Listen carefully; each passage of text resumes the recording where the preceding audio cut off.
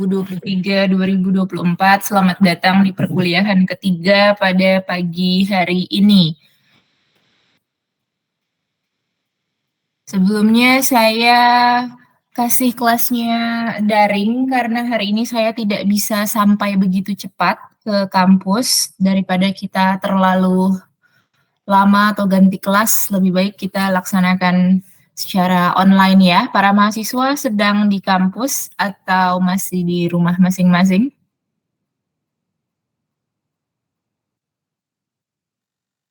Lagi pada di mana? Di kosan, Miss.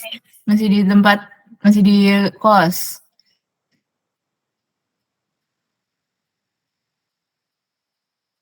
Oke. Ada siapa aja di sini? Karena di sini begitu sunyi dan sepi.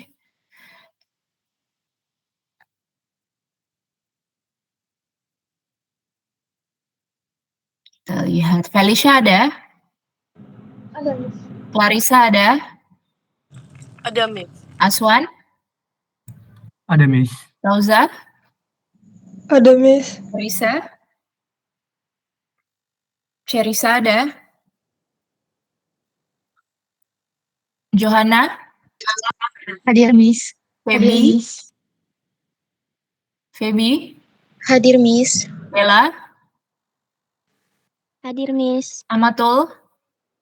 Hadir, Miss. Nimrod? Hadir, Miss. Cindy Wilona? Hadir, Miss. Eta? Hadir, Miss. Ya, Yosefa? Hadir, Miss. Rifat? Hadir, Miss.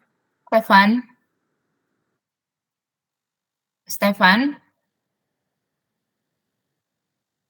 Ada. Putri? Hadir, Miss. Havila? Hadir, Miss. Wilbert? Hadir, Miss. Amira? Hadir, Miss. Akila? Hadir, Miss. Bella Savitri? Hadir, Miss. David? Hadir, Miss. Ini David atau David? David, Miss. David. Dari kata David. Kayaknya iya, Miss. Oh ya. Fitri? Saya, Miss. Putri? Putri Tanisha? Hadir, Miss. Wilson Cindra? Oke. Sepertinya mahasiswanya setelah PKRS berubah ya? Atau saya yang memang belum hafal? Not sure. Oke, kita akan share screen. Ya, ada Stefan Reishan, why?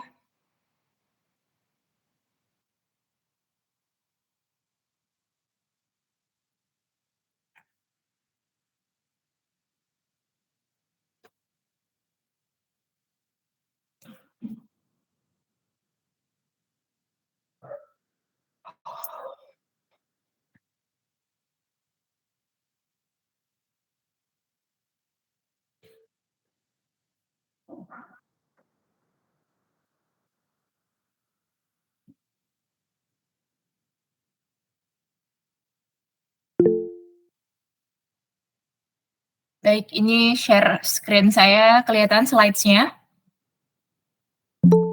Kelihatan, Miss. Oke. Ini di pertemuan ketiga ya, setelah kita di pertemuan awal sudah mendapatkan pengantar terhadap housing and dwelling, berumah dan bermukim. Kita lihat skala-skalanya mulai dari rumah, perumahan, dan permukiman atau habitat. Kemudian di pertemuan minggu lalu kita juga sudah lihat pola-pola perkembangan kota, pembeda-pembeda antara pola ruang di kota dan di desa. Kita juga sudah lihat secara ringkas supply dan demand perumahan di Indonesia, apa-apa saja faktor-faktor yang mempengaruhinya.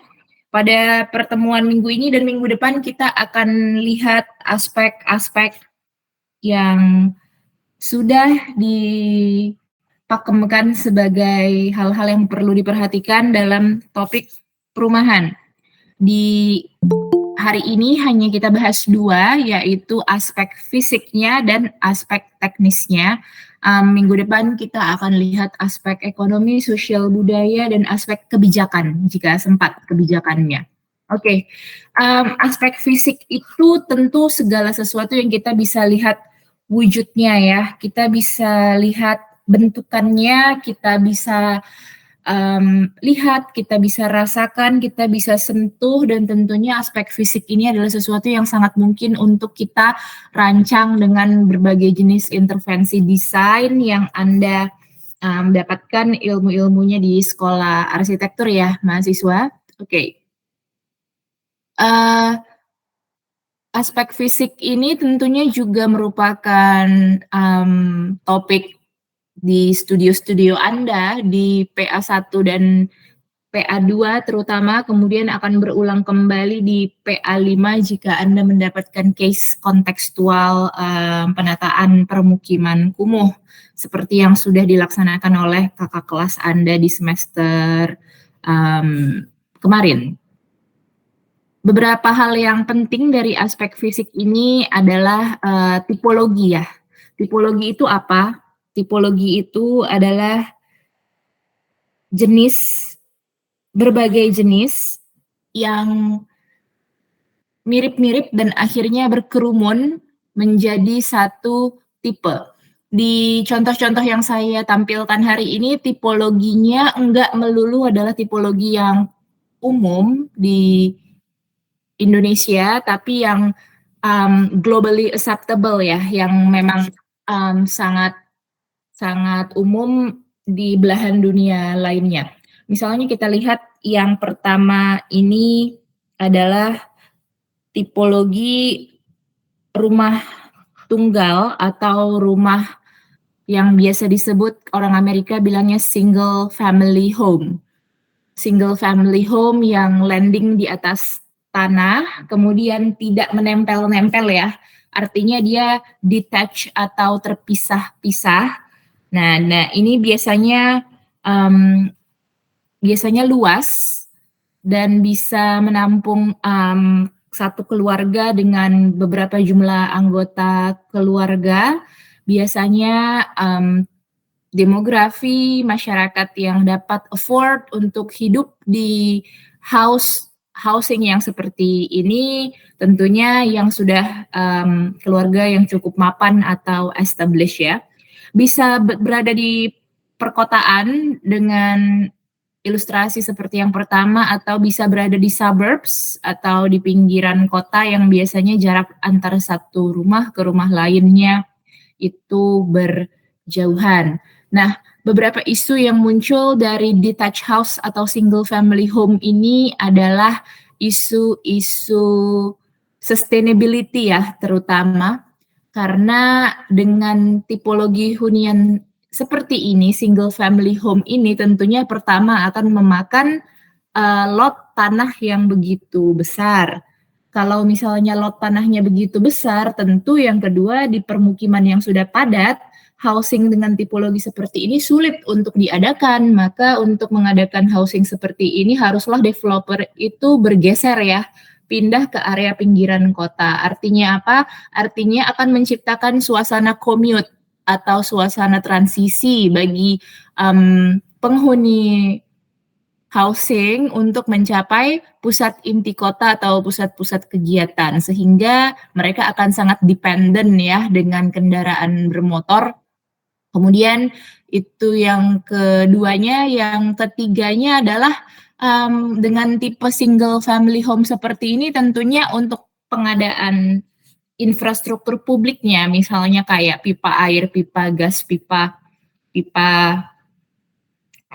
listrik, jaringan listrik dan sebagainya harus dibuat terpecah-pecah ya, tidak bisa satu instalasi untuk mengaliri banyak housing gitu. Jadi ini adalah beberapa isu yang biasanya diidentikan dengan tipologi hunian detached house ini. Kemudian yang kedua kita lihat ini adalah semi-detached house atau rumah couple atau rumah gandeng. Kalau di Amerika biasa disebut dengan townhouse atau biasanya rumah-rumah seperti ini berada di perkotaan dengan jumlah tanah yang terbatas. Biasanya juga rumahnya ini twinning, kembar, mirroring satu sama lain. Biasanya ada 2 unit ya.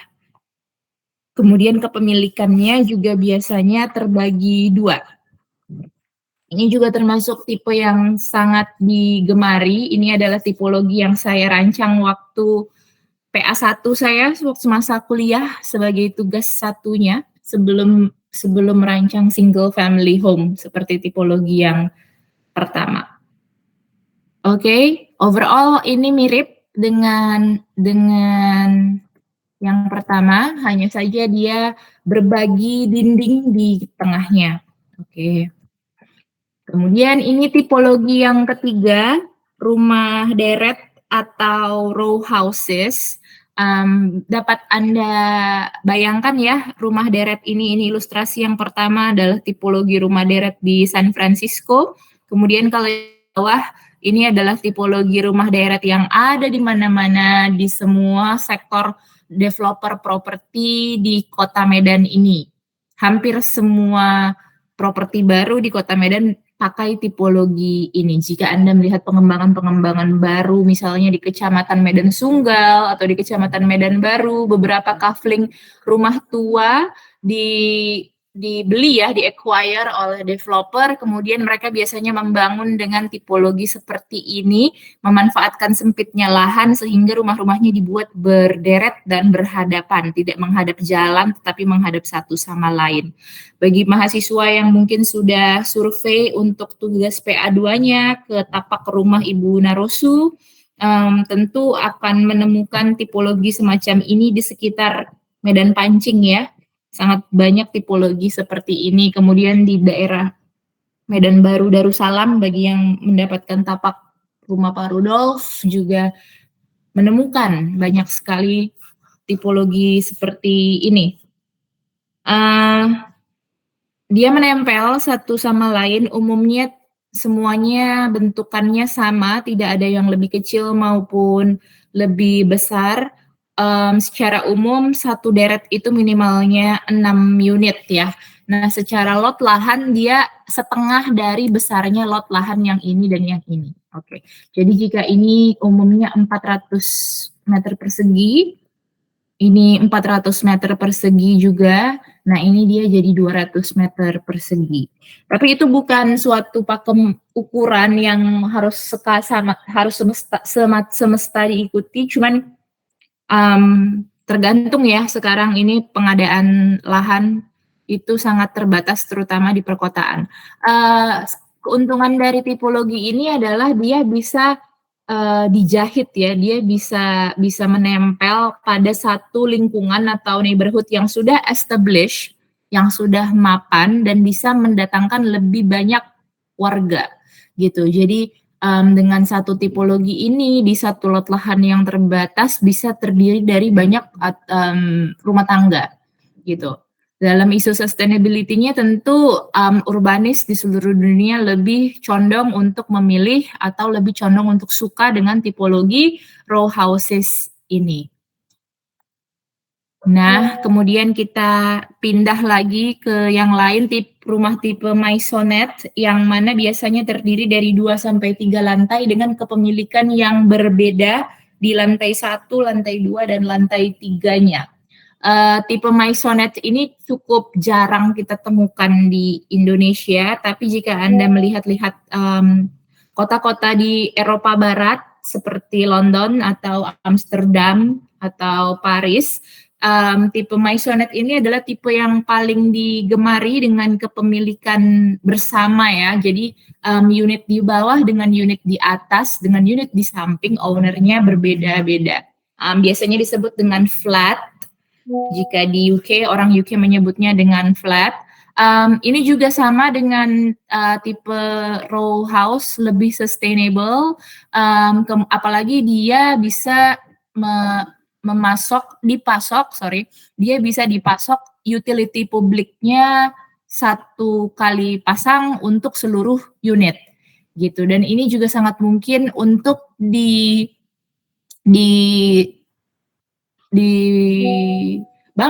di perkotaan, di neighborhood yang sudah established dengan lahan yang sempit bisa mendatangkan household yang lebih banyak, sehingga masyarakat yang memilih untuk bermukim dwell di tipologi hunian seperti ini tidak terlalu perlu untuk melakukan commute.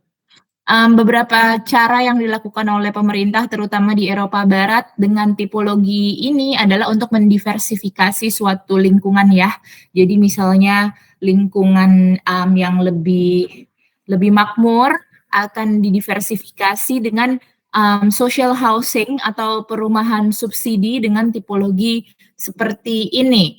Misalnya jika contohnya London ya, Anda ada yang mengikuti Liga Inggris, mungkin akan familiar dengan nama-nama klub sepak bola dari Inggris Raya.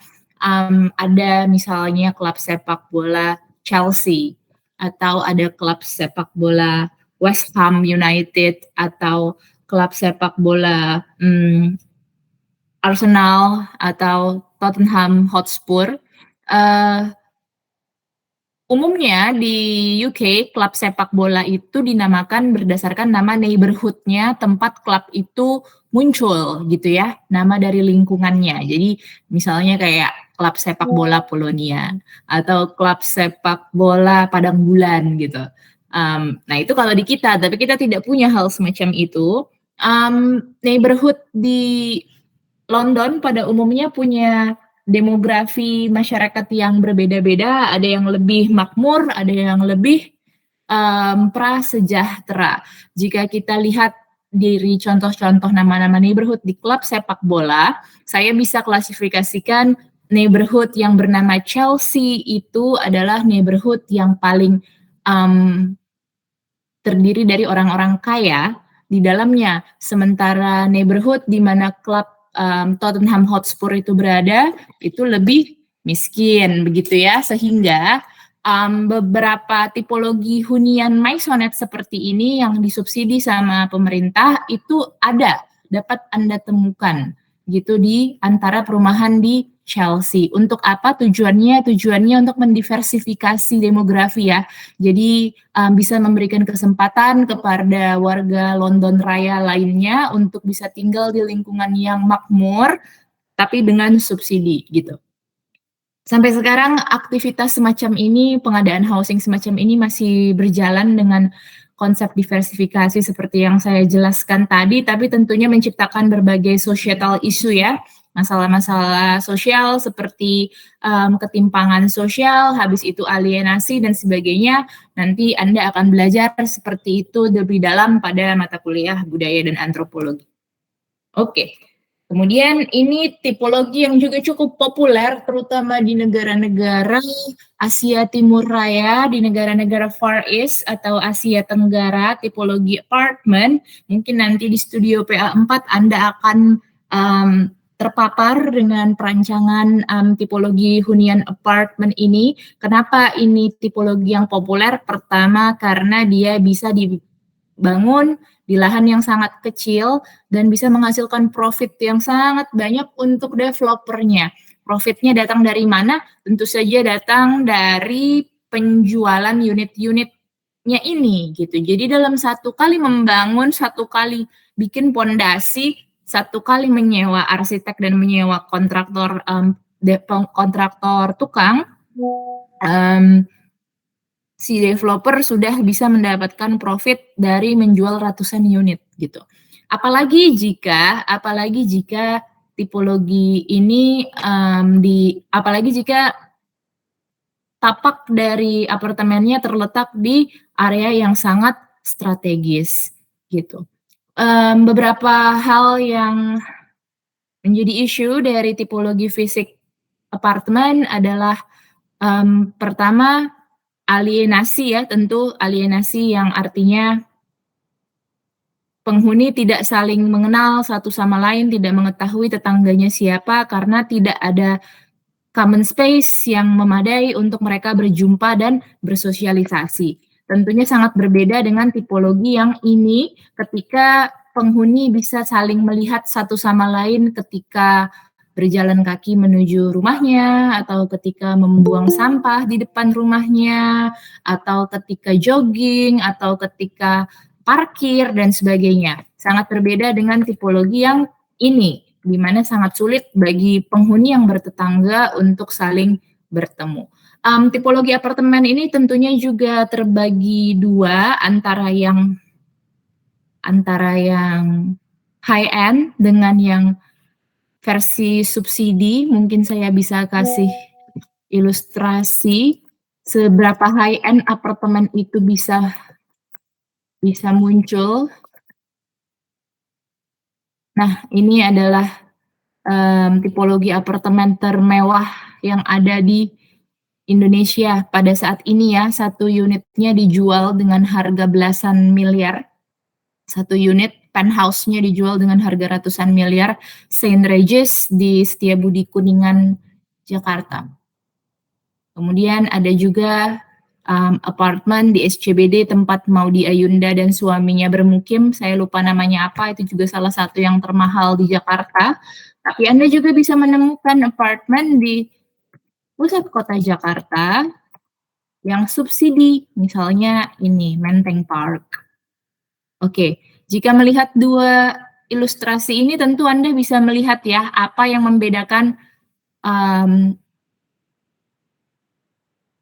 housing dengan tipologi apartemen yang high end dengan yang tidak high end gitu.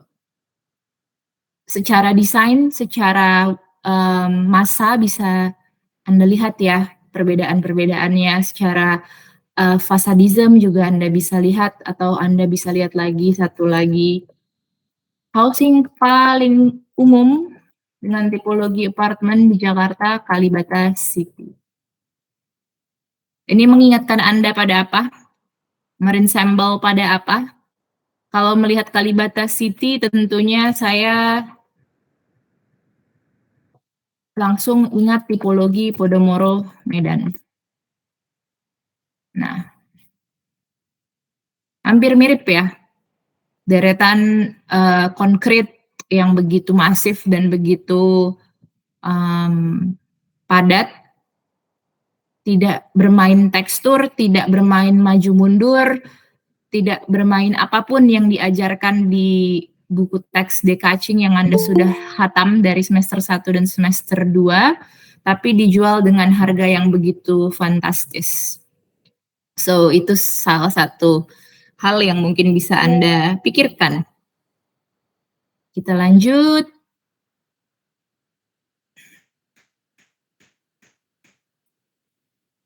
Oke, ini juga tipologi yang umum Anda temukan, deretan shop houses atau rumah toko. Banyak dapat Anda temukan di Indonesia, di Vietnam, di Malaysia, Singapura, dan banyak negara-negara Asia Timur. Biasanya ini tipologi hunian yang identik dengan pola bisnis keluarga, family business, yang mana rumah tangga atau each household itu ingin berdekatan dengan usahanya, gitu. Sangat identik juga dengan etnis Chinese karena usaha perdagangan ya yang biasanya dilaksanakan oleh etnis tersebut di berbagai kota yang ada di Asia Tenggara. Oke, kemudian kita lihat apa-apa saja hal-hal yang menjadi hal-hal utama dalam aspek fisik di perumahan dan permukiman ini. Jika di perkotaan, tadi beberapa sudah saya spill sebelumnya, permasalahannya tentu permasalahan tanah. Lahannya itu ada atau enggak. Dengan pertambahan populasi yang pesat, tentunya populasi yang baru-baru muncul itu ingin berada semakin dekat dengan pusat kota. Anda bisa review kembali ke kuliah minggu lalu, teori-teori perkembangan kota. Biasanya sentra itu yang di tengah itu pasti menjadi tempat berlangsungnya banyak hal. All the action happens in downtown, katanya gitu ya. Jadi permasalahannya karena keterbatasan lahan menjadi langka, otomatis harga di area pusat kota menjadi lebih tinggi. Harga tanah menjadi lebih tinggi. Jika harga tanah itu tinggi, maka ketika diadakan supply housing, harga house yang ditawarkan oleh developernya tentu akan ikut tinggi, because there will be developer yang mau menjual nggak pakai profit kan, gitu. Maka itulah domino effect ya dari kepadatan kota. Kotanya padat, which is a good sign bahwa perekonomian kotanya aktif dan perekonomian kotanya tangguh. Dia menciptakan pertambahan populasi, peningkatan populasi yang sangat ingin berada di dekat di perimeter pusat kotanya, yang menyebabkan scarcity atau kelangkaan supply hunian, dan akhirnya harga hunian menjadi mahal. Beberapa kota di dunia yang sudah tidak masuk akal antara housing supply-nya dengan harganya sudah tidak bisa di-afford lagi ya sama masyarakat itu. Ada London, kemudian ada Zurich di Switzerland, kemudian ada juga New York City, khususnya hanya di bagian yang namanya neighborhood-nya Manhattan, kemudian juga ada di Singapura. Kalau di Jakarta, di mana tentunya di neighborhood yang lebih well established ya, seperti Menteng maupun Kebayoran Baru. Nanti kita akan lihat-lihat perbedaan-perbedaan itu di mata kuliah arsitektur kota semester depan. Nah, jika tapaknya di pedesaan, nah lahan-lahan yang di pedesaan ini tentunya sudah punya peruntukan ya dari tata ruangnya. RT/RW/K, rencana tata ruang wilayah untuk kabupaten.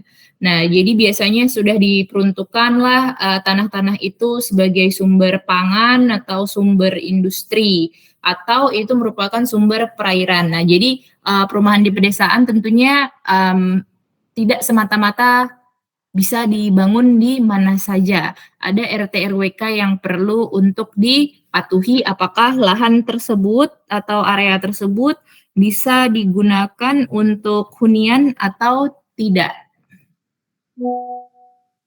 Kemudian hal ketiga yang perlu dipahami selain lahan di kota dan zonasi di desa, yaitu di aspek fisik ada prasarana ya, prasarana yang tadi juga saya sudah sampaikan seperti public utility-nya, terutama pengadaan air bersih. Dan yang kedua, pembuangan air kotor. Ini dua hal yang perlu ada untuk menciptakan satu lingkungan perumahan, housing ya, harus punya ini at the very bare minimum. Yang saya maksud di sini perumahan adalah menciptakan satu komunitas ya, jadi ada rumah gitu, bukan rumah yang berdiri tunggal di antah berantah sendirian, bukan yang seperti itu ya. Kemudian juga sarana persampahan dan pelayanan umum. Pelayanan umum artinya misalnya apakah dekat dengan pusat-pusat pemerintahan seperti kantor kelurahan, kemudian apakah dekat dengan fasilitas pendidikan, fasilitas kesehatan, apakah dekat dengan bisnis dan lain-lain sebagainya. Oke. Ada beberapa hal lagi yang perlu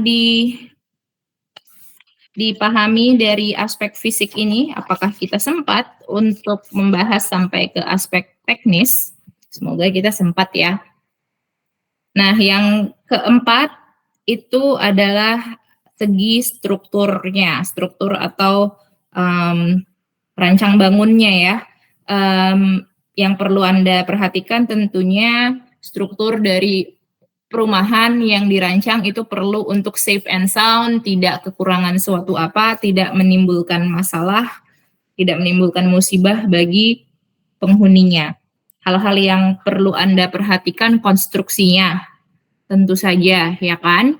Kemudian perancangannya. Perancangannya dalam arti ini apa, mahasiswa, yang biasa Anda lakukan ketika membuat program ruang yang diterjemahkan ke dalam denah. Apa kata-kata kuncinya yang biasa dipakai oleh dosen-dosen Anda di kampus ini? Misalnya efisien, atau apalagi fungsional, tidak ada dead space, terus habis itu kemudahan bergerak, antropometri, ergonomik, istilah-istilah semacam ini ya, yang sudah sangat biasa Anda dengar dari semester 1 sampai semester 4 dan sudah Anda incorporate juga ke dalam desain-desain Anda. Ini adalah elemen dari aspek fisik yang sangat penting memang, dan Anda tidak akan pernah terlepas dari aspek ini. Segi perancangannya. Baru kemudian ada lagi nih segi pelaksanaannya. Jadi setelah direncanakan, setelah dirancang, setelah dipikirkan konstruksinya seperti apa, tentu perlu untuk diadakan. Siapa pengadanya? Ya tentu saja developer ya, baik itu swasta maupun BUMN maupun subsidi pemerintah maupun pembangunan secara pribadi. Nah, ini ada ilustrasi proses menentukan tapak rumah. We can get back to this later. Nah, elemen yang selanjutnya adalah material ya, atau bahan bangunannya. Nah, ini hal-hal yang perlu untuk Anda pikirkan, kualitasnya, habis itu materialnya terbuat dari apa, kemudian konsumennya punya budget berapa. Inilah hal-hal yang juga Anda akan engage dengan sangat sering di perkuliahan maupun di perkuliahan studio maupun nanti di professional practice Anda setelah Anda lulus. Sampai sini aspek fisik, ada yang mau bertanya? Udah berapa menit saya lecture? Sudah 30 menit. I keep talking. Tapi I'm not sure, are you listening or not?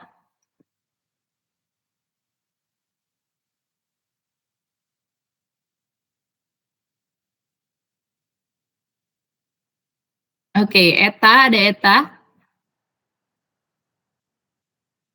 Saya, Miss. Setelah Anda melihat paparan dari aspek fisik tadi,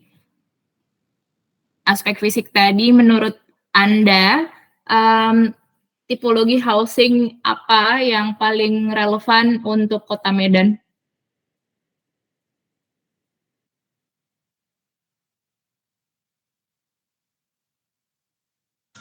Saya rasa yang single, Miss. Single? Yang pertama? Ya, Miss. Oke, kenapa?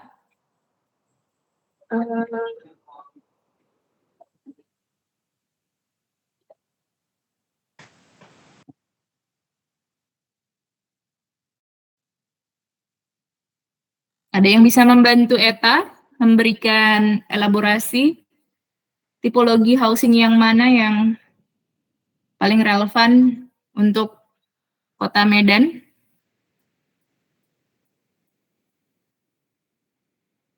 Depit, ada Depit?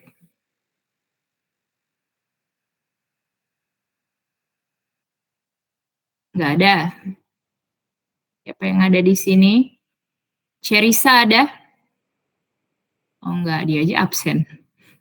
Yosefa ada?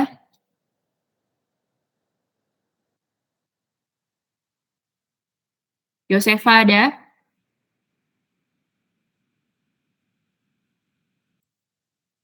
If you are not answering, what is the purpose of me giving lecture? Ya, jika hanya dilihat saja tidak disimak. Jika hanya online tapi tidak disimak.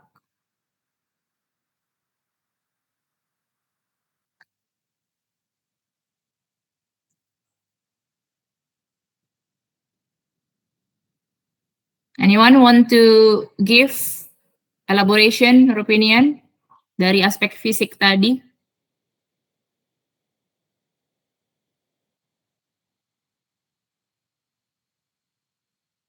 Alright, mungkin Anda perlu banyak belajar ya dari mahasiswa kelas saya angkatan 2021 yang ketika perkuliahan baik itu in person maupun daring itu fokus dan bisa mengikutinya gitu ya. What is the purpose of choosing me di mata kuliah perumahan permukiman jika Anda tidak mau mengambil my knowledge dengan topik urban housing? So this is quite disappointing. Our lecture experience this morning, saya nggak suka dengan aktivitas tanpa feedback. Jadi rasanya tidak ada manfaat ya. Silakan Anda kembali ke aktivitasnya masing-masing, refleksi semua topiknya, tidak bisa dilanjutkan ke aspek teknis karena itu akan lebih sulit daripada aspek fisik untuk dijelaskan, and if you're not focused, lebih baik tidak usah dilanjutkan dulu. Oke, dan selamat beraktivitas, selamat pagi.